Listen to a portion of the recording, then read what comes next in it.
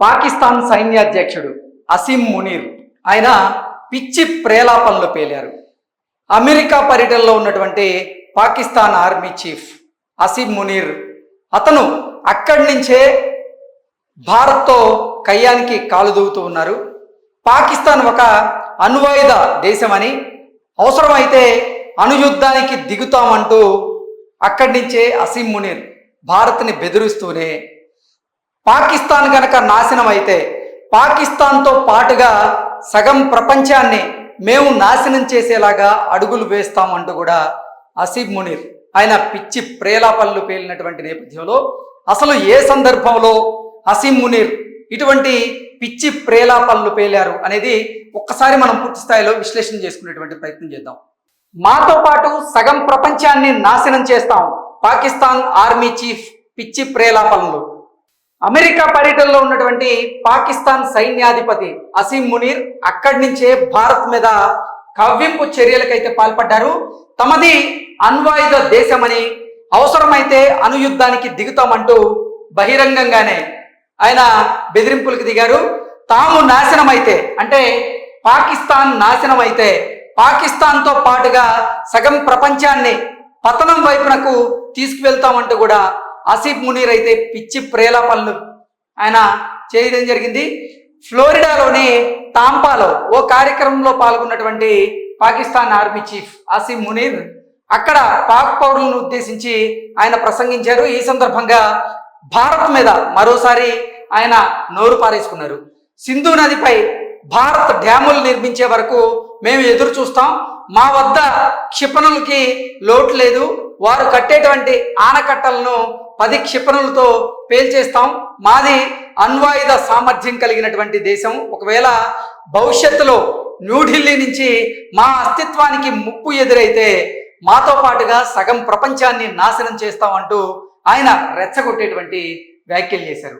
So Sindhu నది మీద భారత్ డ్యాములు కట్టే వరకు మేము వేచి చూస్తాం, పాకిస్తాన్ ఒక అణ్వాయుధ దేశం, అవసరమైతే అణుయుద్ధానికి మేము దిగుతాం, భారత్ ఈ సింధు నది మీద డ్యాములు కట్టే వరకు వెయిట్ చేసి ఆ డ్యాములు పూర్తయిన తరువాత మా దగ్గర ఉన్నటువంటి అణ్వాయుధాలతో అణ్వాస్త్రాలతో మేము ఆ డ్యాములను కూల్చివేస్తాం, మేము నాశనం అయితే మాతో పాటుగా సగం ప్రపంచాన్ని నాశనం చేస్తాం అనేటువంటి ఉద్దేశంతో ఆ అర్థం వచ్చేలాగా పాకిస్తాన్ ఆర్మీ చీఫ్ అసీం మునీర్ ఆయన రెచ్చగొట్టేటువంటి వ్యాఖ్యలు చేశారు.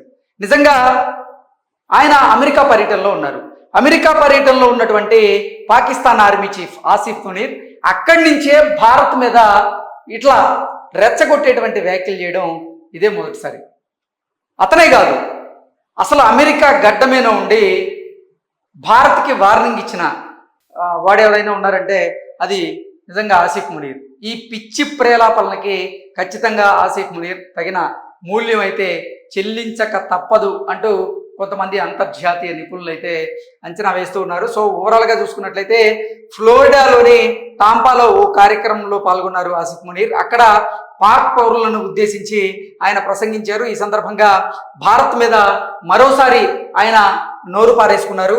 సింధు నదిపై భారత్ డ్యాములు నిర్మించే వరకు మేము ఎదురు చూస్తాం, మా వద్ద ఉన్నటువంటి క్షిపణులకు లోటు లేదు, వారు కట్టేటువంటి ఆయకట్లు ఏవైతే ఉన్నాయో 10 క్షిపణులతో ఆ డ్యాములను అయితే మేము పేల్చేస్తాం, మాది అణ్వాయుధ సామర్థ్యం కలిగినటువంటి దేశం, ఒకవేళ భవిష్యత్తులో న్యూఢిల్లీ నుంచి మా అస్తిత్వానికి గనక ముప్పు ఎదురైతే మాతో పాటుగా సగం ప్రపంచాన్ని నాశనం చేస్తామంటూ కూడా ఆసిఫ్ మునీర్ అయితే రెచ్చగొట్టేటువంటి ప్రయత్నం చేశాడు.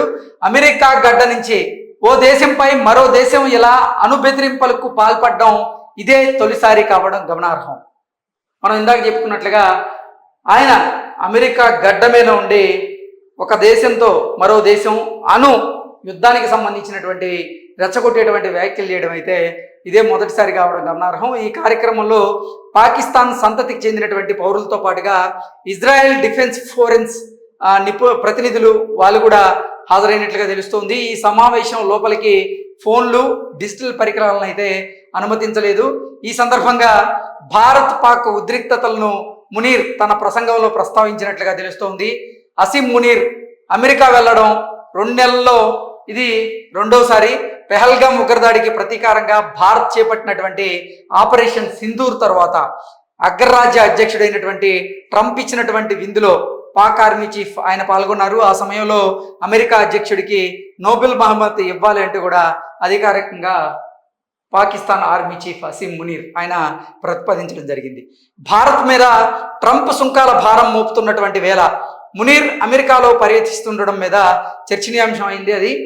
మరోవైపు పాక్ తదుపరి అధ్యక్ష పదవి రేసులో మునీర్ పేరు ప్రముఖంగా అయితే వినిపిస్తూ ఉంది. నిజంగా పాకిస్తాన్లో చూసుకున్నట్లయితే పాకిస్తాన్ అధ్యక్షుడి కంటే కూడా అంటే సైన్యాధ్యక్షుడికే అక్కడ ఎక్కువగా పవర్స్ ఉంటాయి. సైన్యమే ఆ దేశ ప్రభుత్వాన్ని శాసిస్తూ ఉంటుంది. ఈ నేపథ్యంలోనే అసీం మునీర్ కూడా నెక్స్ట్ పాకిస్తాన్ ప్రధానిగా ఆయన పేరైతే ఆ ప్రముఖంగా వినపడుతూ ఉంది.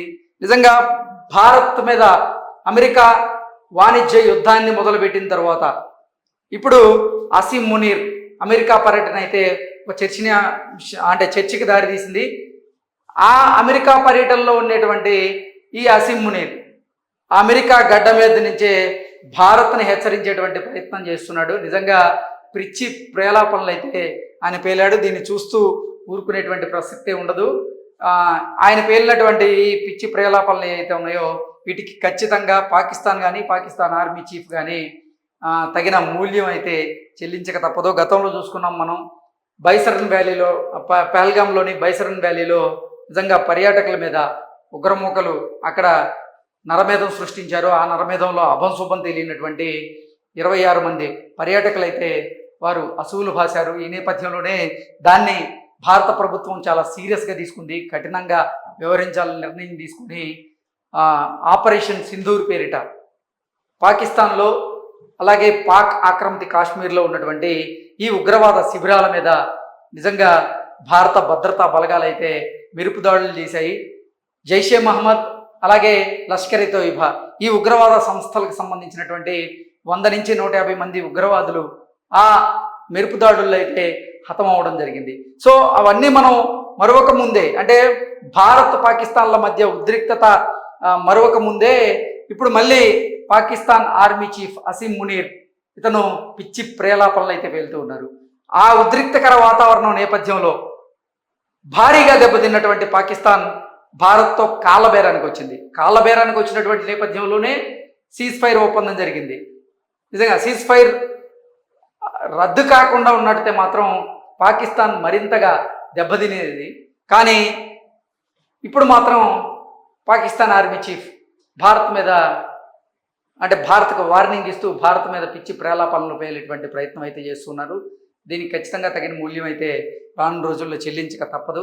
నిజంగా న్యూఢిల్లీ నుంచి మా అస్తిత్వానికి ఏదైనా ముప్పు ఎదురైతే మేము సగం ప్రపంచాన్ని నాశనం చేస్తామంటూ అమెరికా గడ్డ మీద నుంచి ఆసిఫ్ మునీర్ ఆయన ప్రపంచాన్ని బెదిరించేటువంటి ప్రయత్నం చేస్తున్నారంటే అతని వెనక ఏ శక్తి ఉంది, ఎవరున్నారు అనేది మనం ఒకసారి పూర్తి స్థాయిలో అర్థం చేసుకోవచ్చు. Thank you so much.